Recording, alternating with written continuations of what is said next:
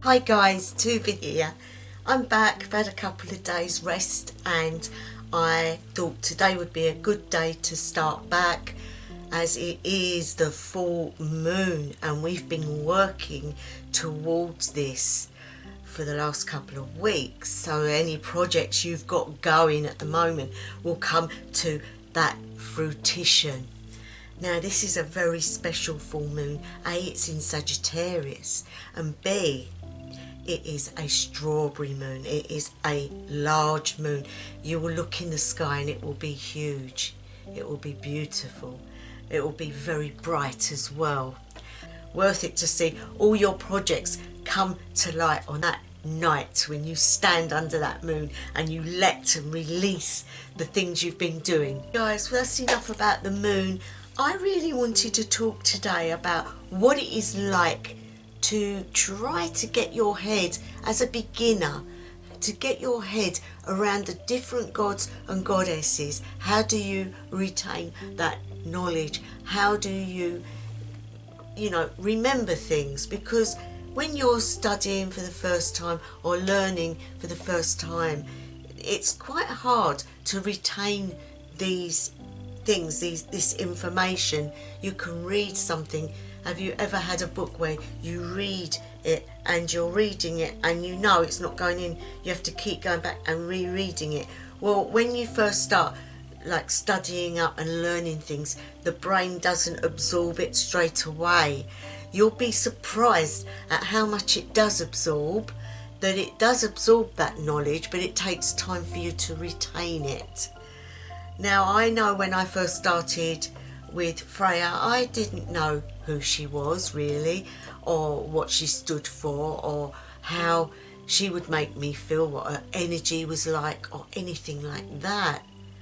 It is a growing of getting to know each other.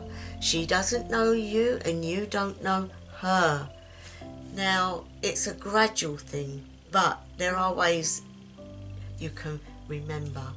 Now, when I think of Freya, in the beginning days, I just linked beauty.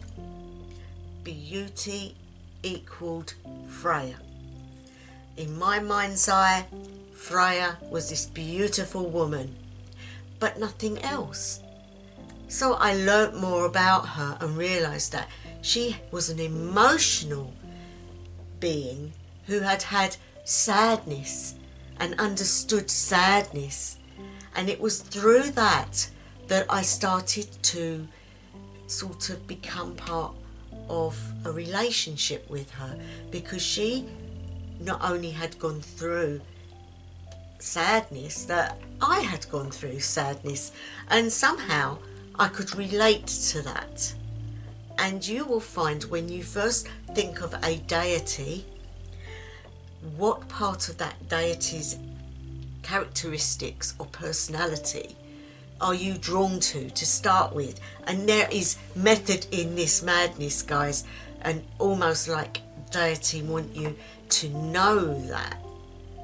So, for example, when I first met Freya, she made herself known to me by little things happening when I was doing rituals. Like lit candles would fall off the altar, but they would always be the wrong colour or something wrong to do with the ritual I was trying to do. So you learn that there are energies, and those energies will either work with you or work against you. Now, what I like to do when I first learn something is I attach something that I can remember. So for example, when I think of Freya, I think of the colour gold. Then I think of the colour amber, which draws me to the gemstone of amber. When I look at amber, I see tears and emotion. And when you put those things together, whenever I look at a stone that is amber, it reminds me of Freya. It reminds me of her life story. And eventually, by doing these little things, like When I look at the sea, I see Freya. I also see Freya's father, because he was Njord, and Njord was a keeper of the travellers in the sea. So you can link each character and begin a family tree type thing. You read the stories bit by bit and you add something to it to remind you.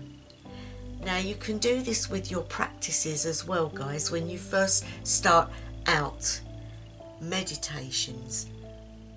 When you learn to drive, it all seems overbearing. You've got to remember the gears, you've got to remember the clutch, you've got to remember the pedal, you've got to look in the mirrors, you've got to make sure you can see all round. And to start with, that is too much. So you do it in bits, you learn in bits, and it's the same with anything that you're learning. Now with Norse witchcraft or Norse paganism or Seder practice, it's all about feeling and knowing. Now with Freya, for example, she has a family. She has a father called Njord. She has a mother who is classed as unknown but was the sister of Njord.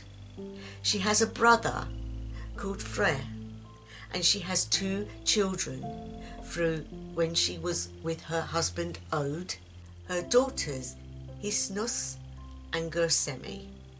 So we can see there is a whole family there, and each part of that family has a lead into the next part. So you also find out they were the Vanir. She is also a Valkyrie, or the lead of the Valkyrie, and so you start to build up a picture around her. You start to get to know the characters like watching a film, and you can remember from that. And you build it up. You don't go to too many things at a time. You get to know her, then you get to know her father, and you get to know her daughters, you get to know her husband, her mother. So it goes on. You start to build up a picture of who the Vanirs are. You also then learn about the Aesir and what they're all like, and one by one you start to learn that. And eventually, if you put little markers next to things, you will start to remember names, dates, times, and it is amazing just how much our brains can take in. Well, it's the same with things like meditation. When you first start off, the best thing you can do is to learn how to meditate. Now, when you're meditating, there is a structure to it. You don't just go in and go. It's nothing like that. You start off slowly. You go to your local park. You walk around. You breathe in the air. Feel the energies around you, whether it's breezy, hot, cold, raining, snowing, whatever it might be. You feel the trees. You watch the plants. If there's any water, you watch it. You see the wildlife. You take it all in. It's a quiet time away from your life. It's a quietness that you will learn to enjoy. You will learn to want to do. And when you get to that point, that is the time when you know how to find that inner peace, that you can sit in a chair indoors with your feet bare, so your feet are touching the ground, and you retain those thoughts as to, I know that feeling of peace because I have that when I go to the park.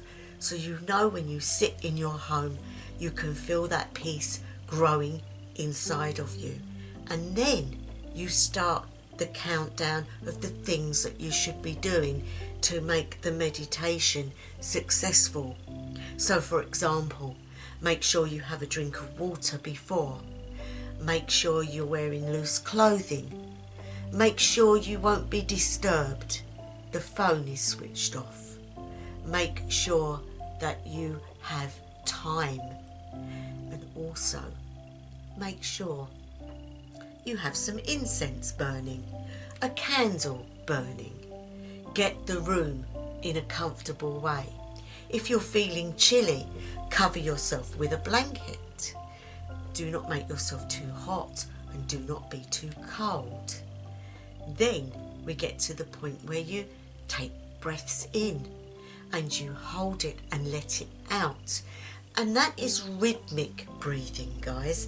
That is a type of breathing that helps your body to go into a peaceful state.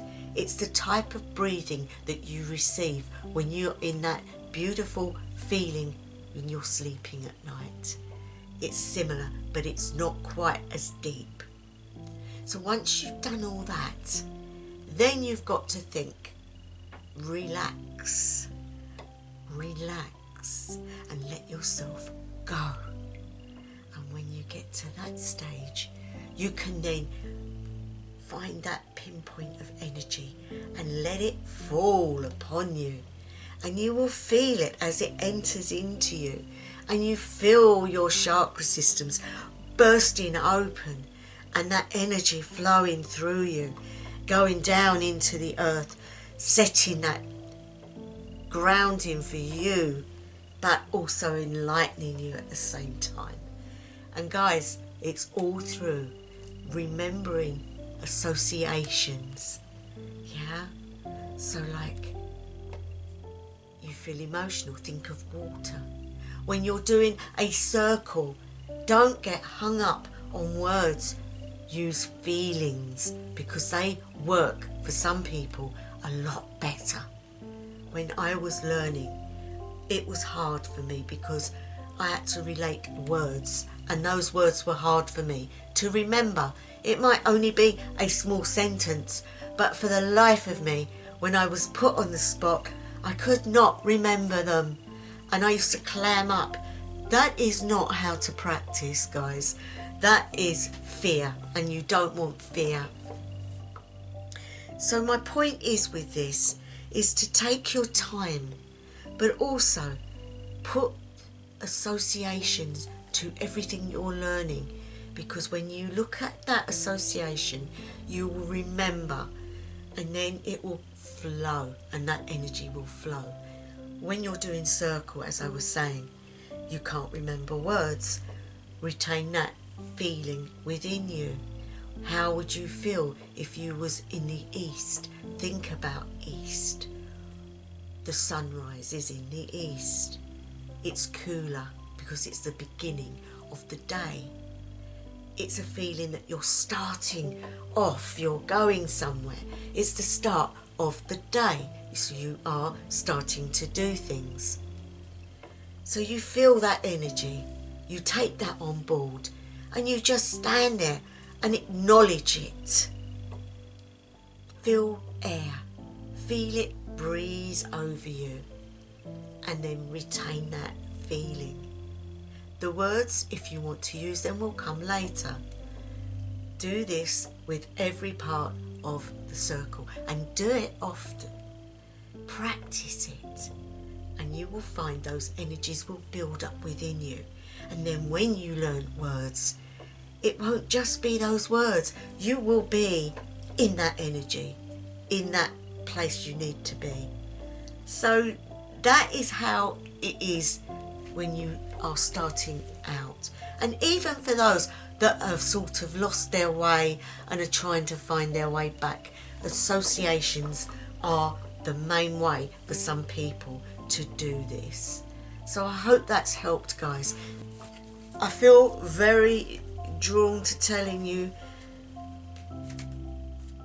for those out there, this is a time of the year for you. I feel I'm being told regrets. Regrets.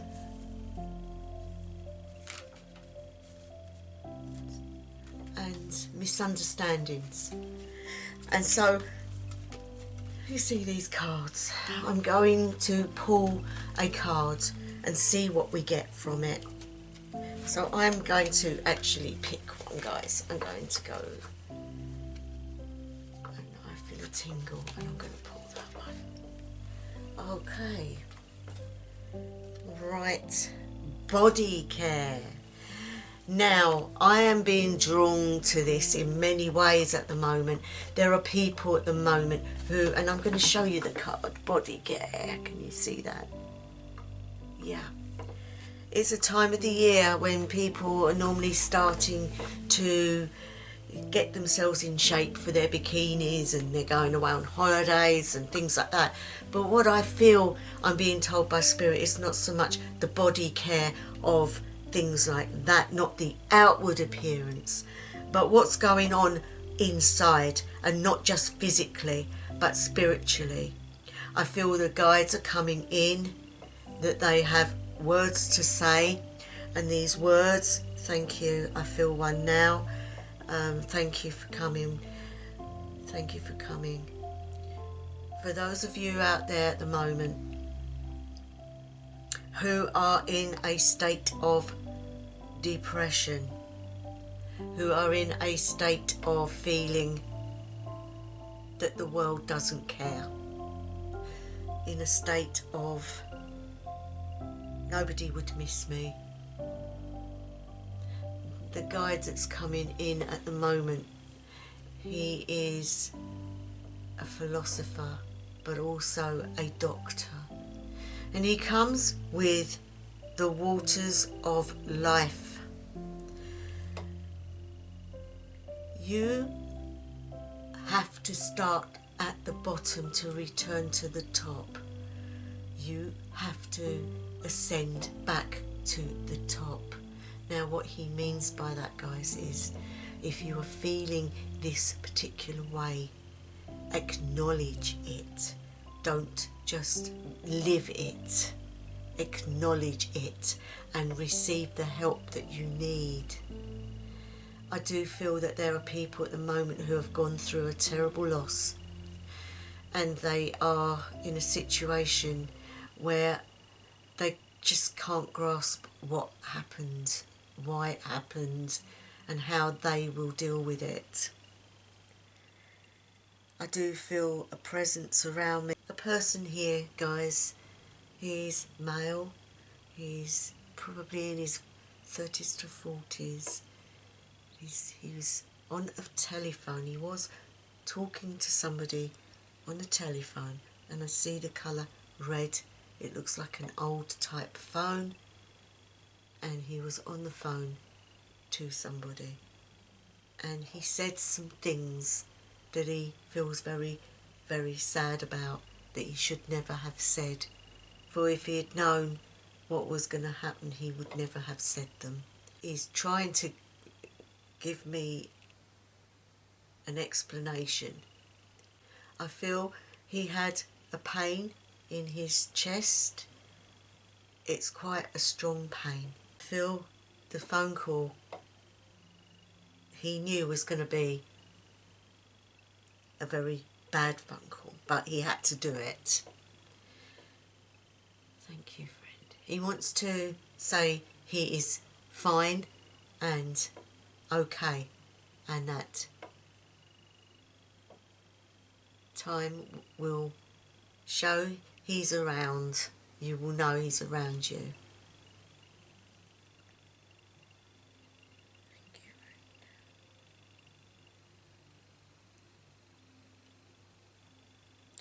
I'm getting a lady who is she's come up behind me, and she's got her hands on my shoulders, and she's very joyous, very sort of happy-go-lucky. And she was happy to the end, that she was living her life, and for those that wanted her to slow down, it wasn't her, and she wanted to go out like a light just going out. She said there is no light going out. It is a transformation, and move on to a new way of life. And she is ecstatically happy. She is living her life to the full where she is now. She has a message for her mother,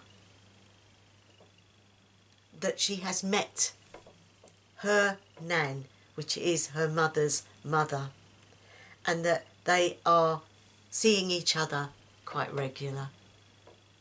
They send their love, and they show a book of photos, all photos from the past, and they want her to know if she is sad when she looks at the photos, please don't be, because they are memories that are to be cherished. And I'm going to leave it there. Thank you for coming, and thank you, Spirit Communicator. Thank you. I hope these messages can help somebody out there. It may be for you.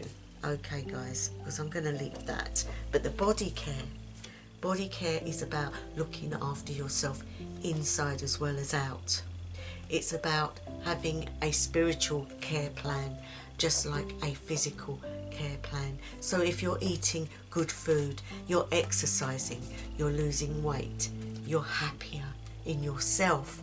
If you are doing spiritual things daily, it will also help you spiritually and mentally also, because it's polarity, guys. At the end of the day, it's about putting the two together and making a whole. So it's all about care within, and we need that so much. And there I'm going to leave it. I hope you're all well, I hope you're all happy, and I will be back in the week sometime. And so wherever you are, whatever time of day, night or evening it may be, I wish you the best ever. House of Alang.